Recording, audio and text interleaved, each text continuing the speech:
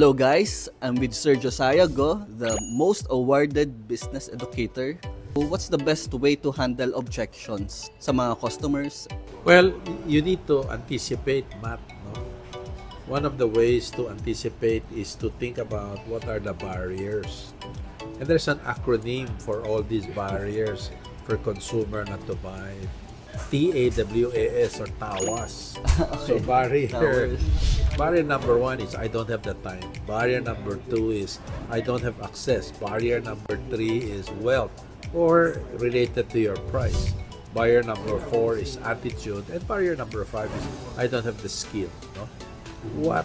What's making them not buy? What are the barriers? And provide a particular solution so that they will be interested to change their perspective and have a positive attitude toward what you're selling.